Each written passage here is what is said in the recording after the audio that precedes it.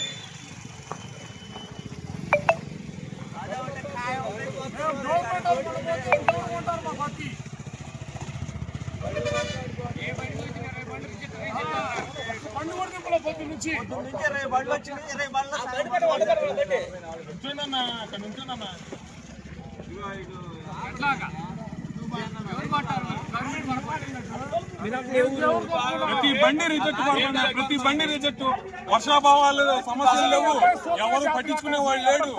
వచ్చి పత్తిని ఇట్ట కాదని మాట్లాడేవాళ్ళు లేడు.